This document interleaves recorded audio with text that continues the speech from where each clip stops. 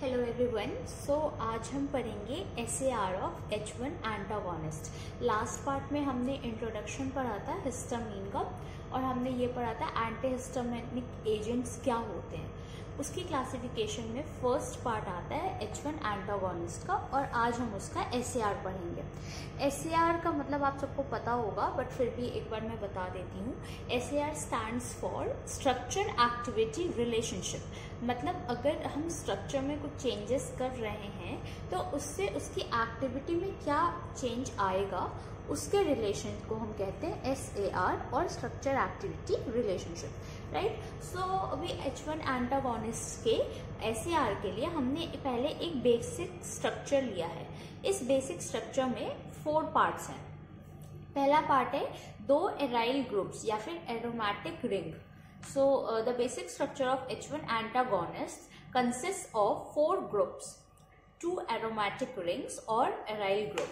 So यहाँ पे 2 aromatic ring है या aryl group है जो एक X atom से connected है।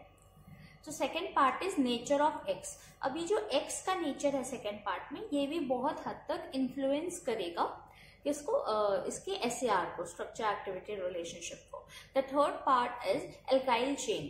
ये जो बॉन्ड C है, इसे हम एल्काइल चेन कह रहे हैं यहाँ, क्योंकि यहाँ पे कार्बन इंक्लूडेड है। सो थर्ड पार्ट हमारा ये एल्काइल चेन होगा। And the fourth part is terminal nitrogen. Terminal means ending, nitrogen आपको पता है N के लिए यहाँ स्टैंड हो रहा है, तो ये होगा इसका फोर्थ पार्ट। सो 4 पार्ट्स हैं, 4 पार्ट्स हैं। First one is 2 aromatic rings, second one is X, and जो भी फैक्टर है वो है नेचर ऑफ X, कि X का नेचर पे भी डिपेंड करेगा SAR। The third one is alkyl chain and the fourth one is terminal nitrogen. So अब हम एक एक करके सबको डिटेल में डिस्कस करेंगे कि हर एक पार्ट के क्या स्ट्रक्चर चेंजेस से एक्टिविटी में चेंज आ रहा है।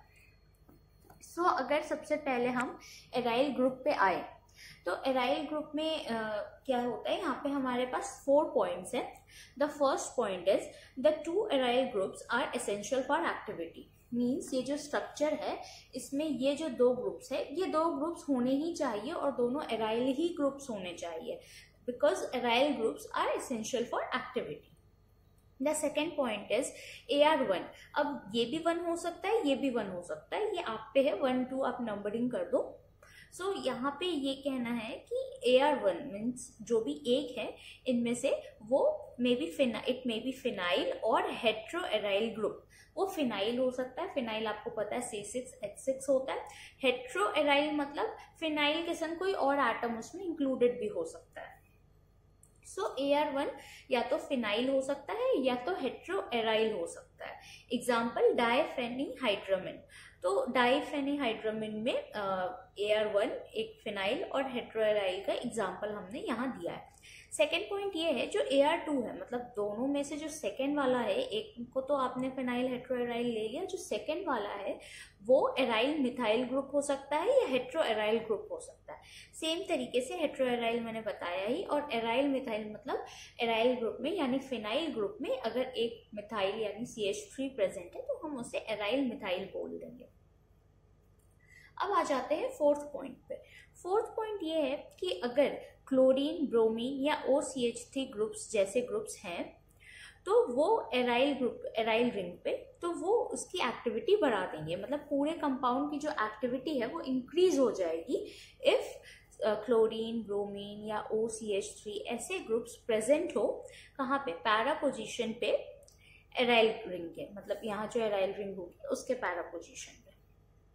तो ये 4 पॉइंट्स आते हैं हमारे फर्स्ट पार्ट में, यानी एराइल ग्रुप में या फिर एरोमेटिक रिंग्स में।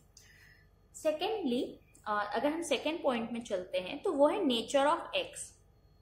अब ये X है, ये वाला एटम है जो यहाँ पे हमने स्ट्रक्चर में पढ़ा, ये X है।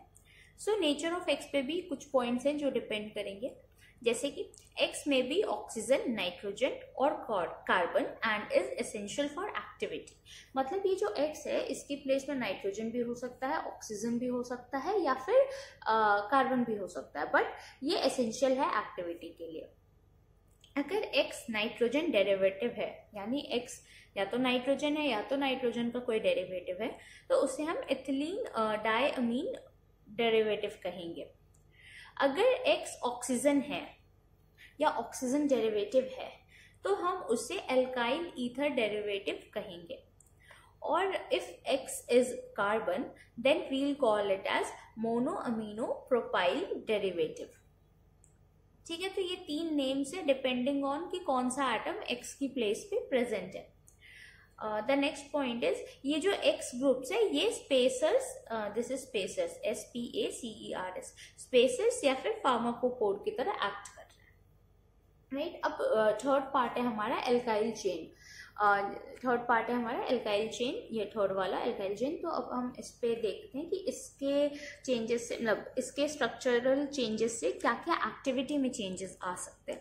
तो एल्काइल चेन है, एल्काइल चेन में ये है कि ethylene chain is essential for activity. मतलब यहाँ 2 कार्बन होना, इस स्ट्रक्चर में 2 कार्बन होना, जो स्ट्रक्चर हमने पहले देखा वो ज्यादा इंपॉर्टेंट है, 2 कार्बन होना चाहिए। उसके बाद branching of this chain decreases activity. मतलब अगर हम 2 कार्बन की जगह 2 कार्बन या फिर रहने दें, उसमें ब्रांचिंग कर दें, मतलब हम और कार्बन ऐड कर दें, तो उसकी एक्टिविटी डिक्रीज हो जाएगी। बट यहाँ एक एक्सेप्शन है प्रोमिथाजीन। प्रोमिथाजीन एक कंपाउंड है जिसपे ब्रांचिंग करने से एक्टिविटी इंक्रीज हो जाती है। तो ये एक क्वेश्चन बन सकता है, एमसीक्यूज कभी पूछा जा सकता है आपसे एमसीक्यू के फॉर्म में कि कौन सा एक्सेप्शन है इस केस में। सो वो है promethazine. Now the fourth group is terminal nitrogen या फिर अमाइन ग्रुप। सो फोर्थ वाला हम पढ़ेंगे अमाइन ग्रुप। अमाइन ग्रुप में ये है कि 3 degree amine group is essential for activity. मतलब जो वहाँ पे हम नाइट्रोजन या फोर्थ ग्रुप पढ़ रहे थे वहाँ 3 डिग्री अमाइन होना बेस्ट है, क्योंकि वो एसेंशियल है एक्टिविटी के लिए।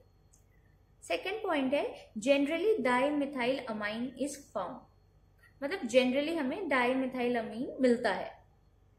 The third point is terminal nitrogen may be in heterocyclic ring system. In such a case, activity increases multi times. Means ये जो नाइट्रोजन है ना, ये फोर्थ वाला जो आपका नाइट्रोजन है यहाँ पे स्ट्रक्चर में, ये हेट्रोसाइक्लिक रिंग में भी हो सकता है। मीन्स कोई एक रिंग होगी ऐसे करके और इसके बीच में भी नाइट्रोजन हो सकता है। अगर ऐसे केस में नाइट्रोजन होता है और नाइट्रोजन के मतलब रिंग होती है और उसके अंदर नाइट्रोजन होता है, तो इस पूरे जो कंपाउंड है इसकी एक्टिविटी मल्टी टाइम्स इंक्रीज हो जाती है। तो यही था हमारा कंप्लीट SAR H1 एंटागोनिस्ट का।